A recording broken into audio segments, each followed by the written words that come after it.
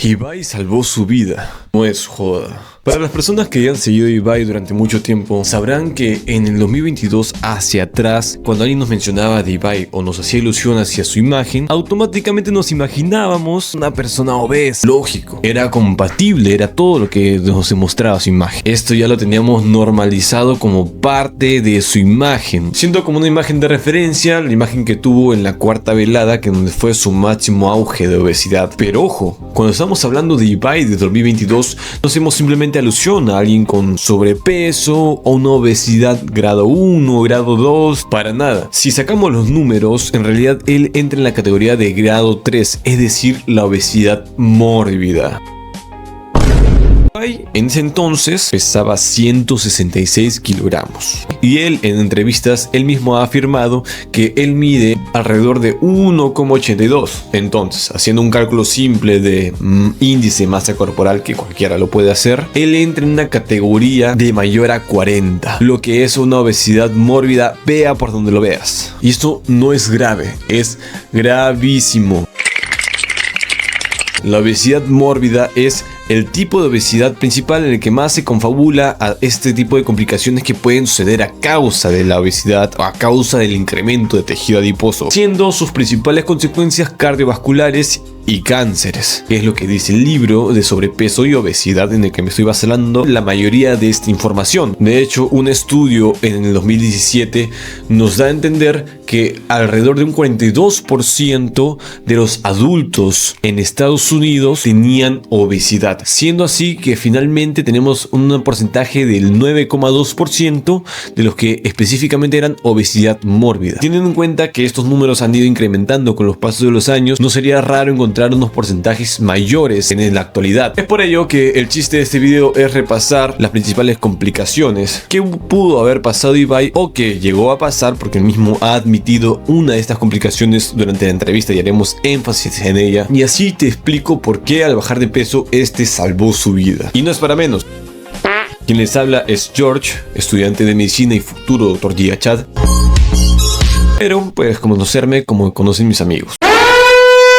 Bien, partamos definiendo la obesidad como es. La obesidad es una enfermedad y hay que entenderla como tal, como una patología más, como de las muchas que ya hay. Nuestra fuente principal para hablar de esta como una enfermedad es de la CIE. Esta es como la enciclopedia de las patologías de todos los médicos. Y por supuesto, en su actualización del 2025 está incluida. Es una patología más y ya, y punto. Que puede ser un trastorno alimentario también, ya, pero también es una enfermedad y hablemos de esa con propiedad. Hay que verlo como es y por eso es grave y tiene potenciales complicaciones. Una de las principales cosas que le dan una importancia de índole grave a la obesidad es que esta casi nunca se presenta de manera sola, o por lo menos el 50% de las veces va a estar acompañada o asociada a una enfermedad que puede estar relacionada a esta como si fuese una consecuencia de la obesidad misma. Es más, según este censo en los Estados Unidos nos demuestran que más de la mitad, sino que casi la mitad, tiene una enfermedad asociada, siendo así que las enfermedades más comunes asociadas son la hipertensión arterial y la dislipidemia. Según veamos la información, se dice que la mortalidad en los obesos aumenta proporcionalmente al nivel de masa corporal. Si partamos diciendo de que un obeso ya presenta una tasa de mortalidad mayor a una persona sana y la obesidad es alguien mayor a 30, imagínense Ibai que tenía un IMC mayor a 50. Dios santo. De hecho, en la clasificación de la OMS, este entra en la categoría de super obeso, que por si no lo conocías es una categoría para catalogar o subcatalogar a los que ya están catalogados como obesidad mórbida, ya que se ha incrementado tanto este peso que ya la obesidad mórbida no nos abastece para encapsular a este grupo de personas. Hay que subencapsularlas porque la gravedad aumenta por cada mínima diferencia que hay entre ellos, ¿ok? Si todo lo mencionado no es suficiente, agárrate, pero de ahí no corre, no, mi huevito. En este video quiero hacer énfasis en los siguientes 3 puntos. Su papel en la diabetes, sobre todo de tipo 2, su papel en las enfermedades cardiovasculares, que son una de las principales complicaciones, y el papel de la apnea del sueño, ya que es esto que Ibai mismo ha admitido en diversas entrevistas, haberlo sufrido. Y te adelanto, pequeño spoiler, la apnea del sueño es mortal. A ver, ya sabemos que la diabetes, la tipo 2, es la más común de todas. La diabetes se caracteriza por presentar una resistencia a la insulina y la insulina funciona como llave para abrir esa puertecita que permite que la glucosa pueda ser consumida por las células. Entonces, cuando la glucosa no puede ser consumida por las células porque estas personas tienen resistencia a la insulina, se acumula la glucosa y esto nos puede dar una serie de complicaciones. Eso ya ustedes pueden ver un video o buscar en ChatGPT o donde ustedes quieren ver las complicaciones de diabetes tipo 2. Que ya les adelanto, no son precisamente pocas. Y para las personas que hayan conocido a alguien con diabetes tipo 2, saben que es común que se le pueda llegar a amputar extremidades de sus miembros, partes de sus extremidades. Y eso ni siquiera es de lo más grave que te puede causar la diabetes. A ver, ahora, ¿cómo es que esta mayor adiposidad, grasa en mi cuerpo puede causarme diabetes? A ver, hay múltiples rutas por la cual el aumento de adiposidad puede causarme resistencia a la insulina, pero yo voy a detallar únicamente en dos que pienso que son las más importantes y que son fáciles de entender. Partamos entendiendo lo que es nuestro tejido adiposo. A la grasa que se acumula, que ustedes pueden verlo, ¿no?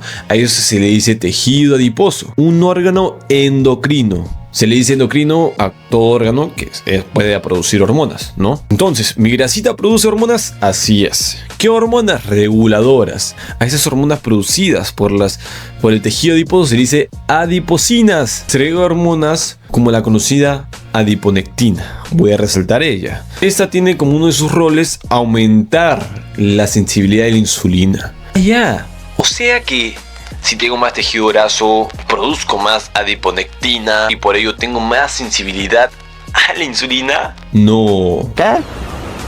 ¿Cómo que no? Para nada, no, pues entonces ¿cómo funciona? No.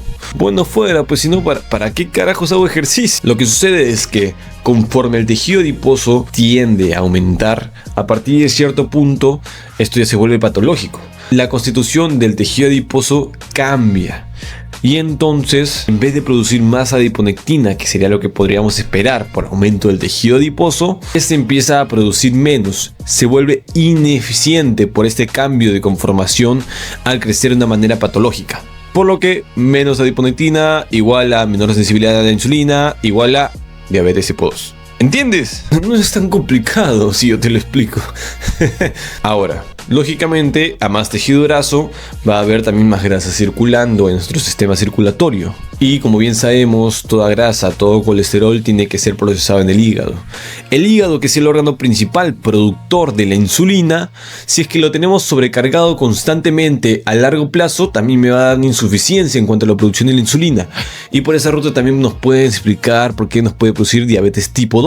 Y como bien he mencionado, hay múltiples rutas más, pero esas son las que yo quiero resaltar.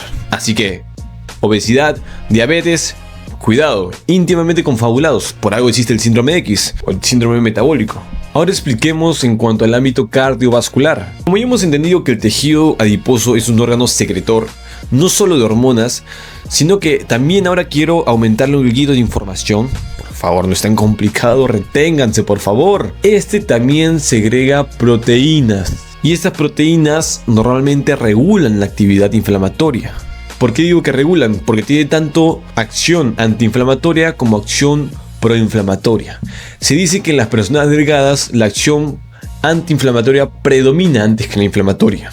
Pero en un obeso, que conforme el tejido adiposo cambia de constitución debido a este incremento patológico, predomina lo que es las citoquinas o proteínas inflamatorias. Estas proteínas inflamatorias, mientras más circulen en el endotelio, va a causar constantes inflamaciones. Endotelio se le dice esto a nivel del endotelio, que es la pared de los vasos sanguíneos, ¿no? No ven que es un circulito, ¿no? En todas sus paredes. Si es que ocurren inflamaciones por ahí, son como que pequeñas heridas, pequeñas lesiones, que esto va a tender a que suceda la famosa aterosclerosis.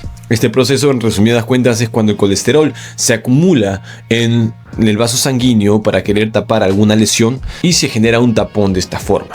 Esto normalmente debería estar regulado, pero al tener un ambiente proinflamatorio debido a la obesidad, es más probable que se desregule y estas placas empiecen a generar de manera constante y en diferentes partes del cuerpo, lo cual a largo plazo pueden ir incrementando de tamaño, ya que se mantiene de manera sostenida, y nos pueden generar placas importantes, de esta forma obstruyendo el flujo sanguíneo, y de esa forma se producen los infartos. Háblese de infarto cerebral o háblese de infarto cardíaco como ejemplos, pero en realidad puede ser a nivel de cualquier lugar. Ahora, también hay múltiples rutas que nos explican cómo esto nos puede causar, por ejemplo, en el ámbito cardiovascular, lo que es la hipertensión arterial. Esto debido a que hay una constante estimulación del sistema renina-angiotensina-aldosterona, y también otras rutas que nos explican la insuficiencia cardíaca, como por ejemplo que el aumento de volumen nos sobrecarga el corazón, y el corazón, a estar en un bombeo mayor constante, a largo plazo se vuelve insuficiente. Igual esto lo menciono superficialmente, no hace falta entrar a tallar, nada más que sepas que lo causa también. La obesidad causa ambos, lo puede causar por estas rutas que menciono y otras que no voy a mencionar para no complicarnos. Ahora hablaremos de la apnea del sueño. El apnea del sueño se dice cuando mientras dormimos, de manera involuntaria nosotros respiramos, ¿no? O sea, es normal si no morimos. Entonces, esta enfermedad entra a tallar aquí. Dejamos de respirar por breves momentos, incluso a veces más que solo breves segundos, mientras dormimos.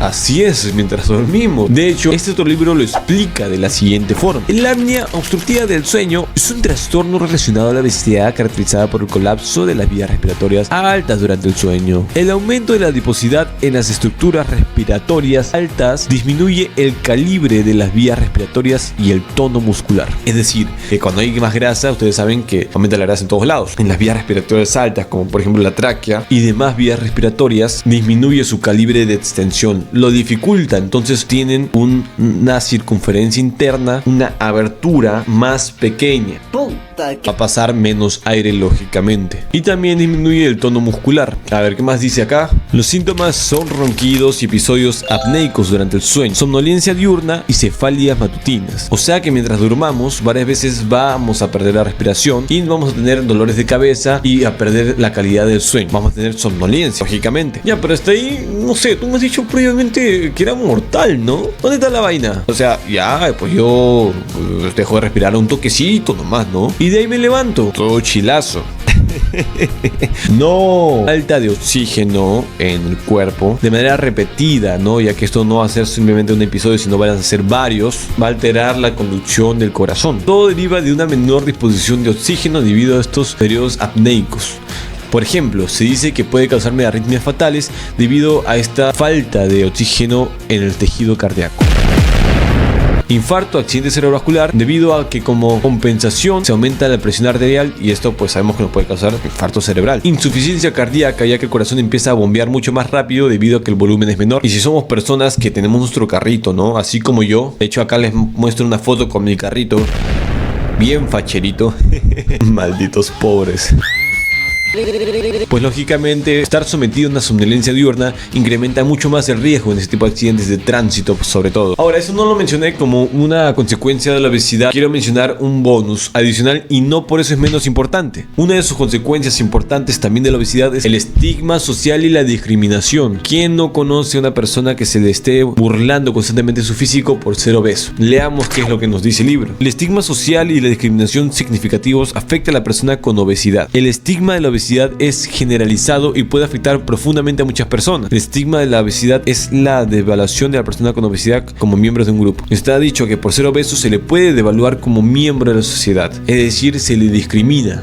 Y esto muchas veces, como una consecuencia, termina siendo también una devaluación autodirigida. Uno mismo se empieza a devaluar como persona, de esta forma no manteniendo una autoestima suficiente para rendir en el día y lograr los objetivos que cada uno tiene como persona, acompañado muchas veces de culpa y vergüenza. Y como consecuencia de todo esto, la discriminación basada en el peso afecta de manera indirectamente las oportunidades de tener una mejor vivienda, mejor carrera, mejor educación y el apoyo de los padres. Siendo así que ser obeso nos da consecuencias de grandes cantidades de sumas y no todos tenemos la posibilidad de estar gastando constantemente en analíticas. Por todo esto mencionado es que yo digo que Ibai estaba en un estado mortal. Por favor, chicos, quizá puedo estar exagerando un poco, pero por favor, la obesidad, siendo mórbido, ¿no? Con los años te va a causar problemas, complicaciones que te van a dejar secuelas y posiblemente Dios quiera que no van a ser mortales. Así que por favor, coman bien, duerman bien, entrenen por favor, y cuídense mucho. Nos vemos.